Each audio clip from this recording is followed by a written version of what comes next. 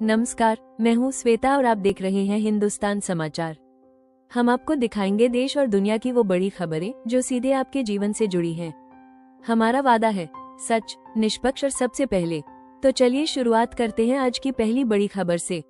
बिहार विधानसभा चुनावों से जुड़ी बड़ी खबर। 6 अक्टूबर के बाद से होगी बिहार चुनावों की घोषणा। निर्वाचन आयोग ने मुख्य सचिव और वरिष्ठ अधिकारियों को पत्र लेकर 6 अक्टूबर तक ट्रांसफर पोस्टिंग की प्रक्रिया पूरी करने का दिया आदेश। 6 अक्टूबर के बाद मुख्य चुनाव आयुक्त बिहार जाएंगे और औपचारिक घोषणा की जाएगी। बिहार चुनावों के लिए उम्मीदवारों के चयन को लेकर कांग्रेस सजग। आज स्क्रीनिंग कमेटी की बैठक। बिहार में ईबीसी आरक्षण को लेकर राजनीति गरमाई। राहुल गांधी का बड़ा आरक्षण का वादा, अति पिछड़ा वर्ग पर फोकस। यूपी और राजस्थान के दौरे पर प्रधानमंत्री नरेंद्र मोदी। 1 लाख करोड़ से ज्यादा की परियोजनाओं का शुभारंभ। ग्रेटर नोएडा में उत्तर प्रदेश ट्रेड शो स्वदेशी के लक्ष्य के साथ पीएम मोदी ने किया शुभारंभ। राजस्थान के बांसवाड़ा में पीएम मोदी का 42,000 करोड़ की परमाणु ऊर्जा परियोजना का शिलान्यास। पीएम मोदी राजस्थान, महाराष्ट्र, एमपी और कर्नाटक को 16,000 करोड़ से ज्यादा की रकम पीएम कुसुम परियोजना का उन्होंने शुभारंभ किया। इसके साथ स्वागत किया। पीएम मोदी राजस्थान में नवनियुक्त युवाओं को 15,000 से ज्यादा नौकरी पत्र बांटेंगे और साथ ही उत्तर क्षेत्र में जोड़ने वाली ट्रेनों को भी हरी झंडी दिखाई जाएगी। दिल्ली में PM Modi world food India 2025 का उन्होंने किया उद्घाटन।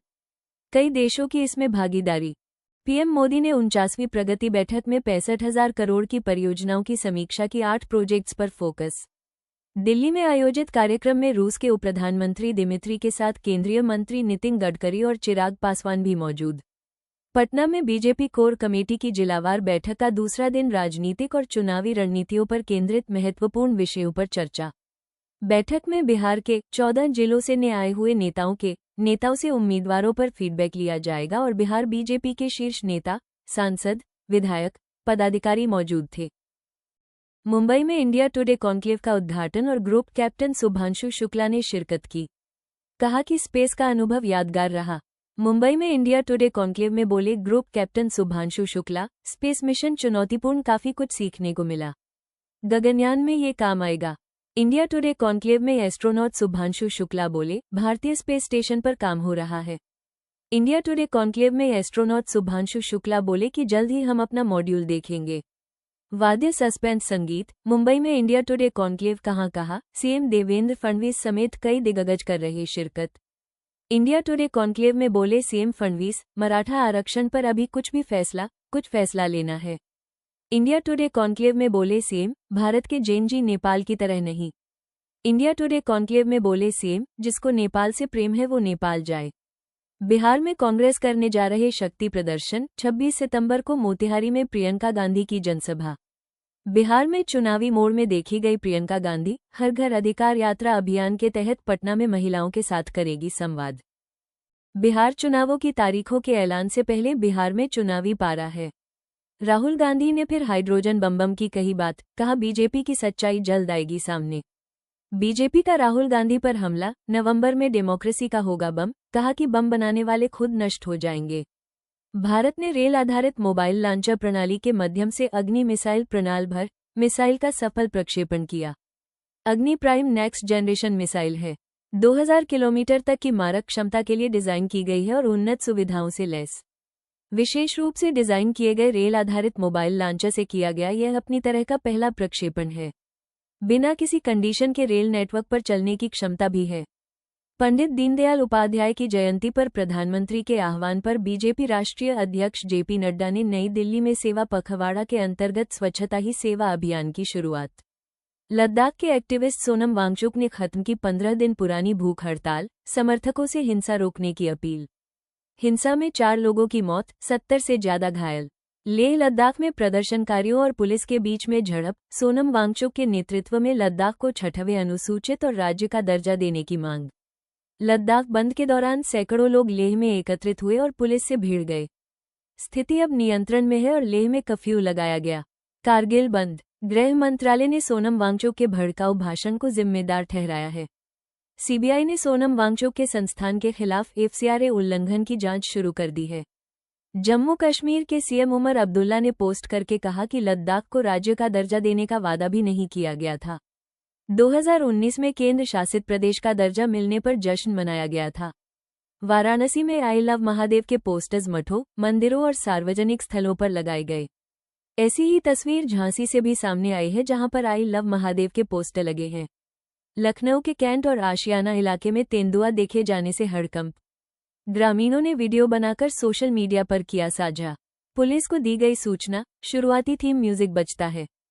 सपा अध्यक्ष अखिलेश यादव ने एक्स पर तस्वीर के साथ लिखा कि अब तो राजधानी आ गए, सरकार को पता चलाएगा। विदेशी सिल्वर ज्वेलरी पर केंद्र सरकार का फैसला, आयात पर लगाई गई रोक।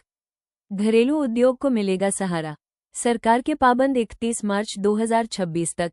यूके CCC पेपर लीक मामले में अब पहली कार्रवाई, सेक्टर मजिस्ट्रेट केन तिवारी को सस्पेंड किया गया है। मुख्य आरोपी खालिद समेत 2 गिरफ्तारियां।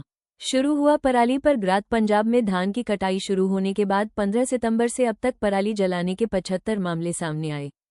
5 सेकंड का विराम। आजम खान की जमानत के बाद यूपी में सियासी पारा है।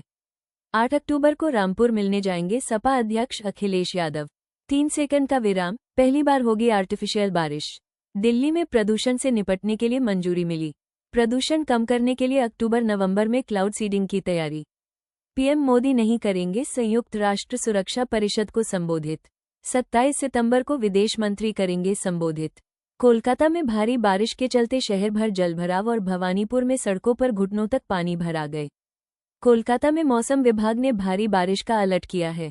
जारी अगले कुछ दिनों तक स्कूलों में छुट्टी का ऐलान। महाराष्ट्र के लातूर में बाढ़ प्रभावित इलाकों का सीएम देवेंद्र फडणवीस ने किया दौरा।